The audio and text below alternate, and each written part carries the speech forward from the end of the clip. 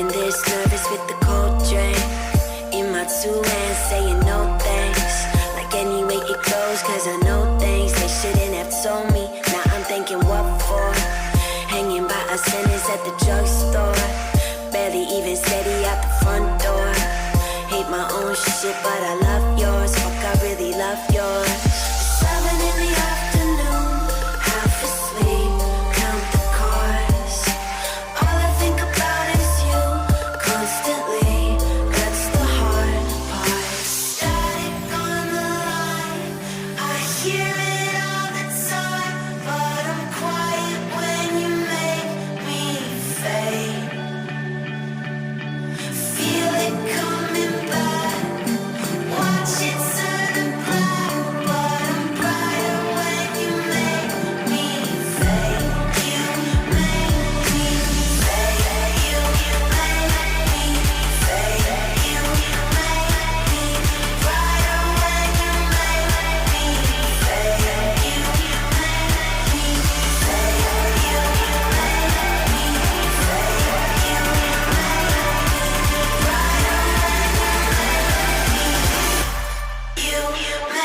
me.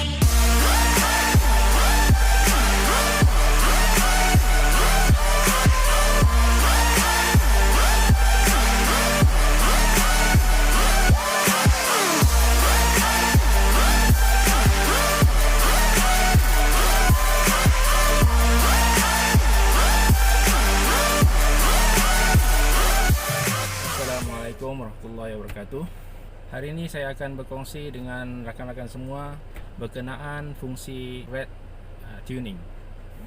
Contoh yang mudah untuk kita faham apa itu red ialah kita buat perbandingan antara pelumba F1 dengan pemandu lori. Kalau kereta F1, steering yang mereka guna tu tidak perlu pusing 2 kali ataupun 3 kali untuk mendapatkan seleko yang tajam. Itu menunjukkan bahawa red steering kereta F1 adalah sangat sensitif. Bila kita tengok pemandu lori, pemandu tersebut perlu buat pusingan steering sebanyak 2 atau 3 kali untuk memastikan supaya lori mereka boleh respon untuk seleko yang tajam. Itulah perbezaan antara red yang tinggi dengan red yang rendah. Kita akan menyentuh 3 perkara tentang red, iaitu yang pertama adalah RC red, yang kedua adalah red ataupun nama lain dia super red, dan yang ketiga adalah RC Expo atau nama yang lain RC Curve. Untuk RC red, pada pemahaman saya RC red tersebut merupakan red secara umum ataupun red secara purata. Karena apabila rakan-rakan mengisi nilai pada RC red, RC Curve dan red adalah kosong, maka dia akan menghasilkan satu graf garisan linear. Ini adalah remote kita. Okay. Graf linear daripada RC red yang kita nampak apabila dalam keadaan RC curve ataupun red adalah kosong, itu menunjukkan respon red tersebut terhadap tombol stick kita, sama ada pitch, yaw ataupun roll. Pada apa-apa kedudukan, maka drone tersebut akan memberi respon red. Kadar kelajuan respon tersebut adalah sekata pada semua kedudukan tombol. Dan apabila lihat pada graf red tersebut, dia ada menunjukkan nilai degree per second untuk menunjukkan kadar halaju sama ada roll, pitch atau yaw drone tersebut dalam unit degree per second. Berapa degree per second drone itu akan roll contohnya. Selepas kita buat tuning untuk RC red, kita akan parolusi red kita pada kolom yang seterusnya, iaitu red.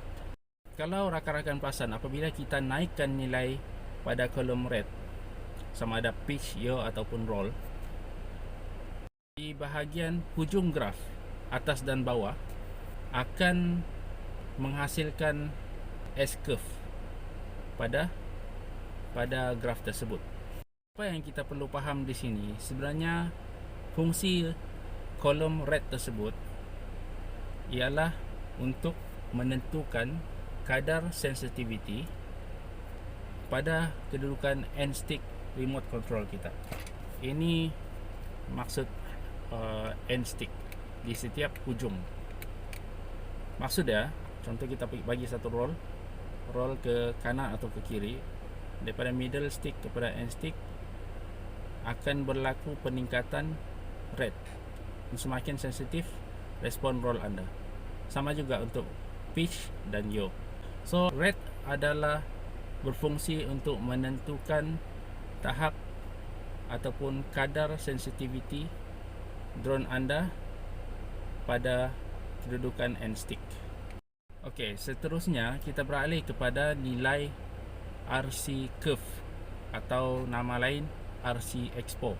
Setelah kita letak nilai pada RC rate, seterusnya kita sudah letak nilai pada kolom rate ataupun super rate. Kita juga boleh tambah nilai pada RC curve. Apabila kita tambah nilai pada RC curve, itu akan mengurangkan kecerunan pada kedudukan middle stick. Maksudnya ialah semakin tinggi nilai yang anda letak pada RC curve akan menurunkan kadar sensitivity pada kedudukan middle stick remote anda. Pada beginners yang kalau jari anda jenis yang shaky, mungkin anda perlu kurangkan kadar sensitivity rate anda pada kedudukan middle stick. So anda perlu buat sesuatu pada RC curve ataupun RC expo. Pada saya sendiri, saya lebih suka untuk menggunakan rate yang rendah. Bila saya buat perbandingan dengan rakan-rakan pilot yang lain, perasan saya punya rate memang agak rendah. Antara sebab lain saya kurangkan rate saya tu, saya mau pastikan supaya drone saya tidak terlalu bekerja keras untuk respon terhadap cara penerbangan saya lah. Dan ini adalah sangat subjektif. Mungkin kawan-kawan boleh ambil beberapa contoh daripada professional pilot yang ada di YouTube dan cuba belajar daripada mereka. Okay, saya rasa itu saja untuk video kali ini. Akhir kata daripada saya, sekiranya ada apa-apa kesilapan pemahaman dan kekurangan daripada saya mohon maaf, dan rakan-rakan boleh share dan komen di bawah.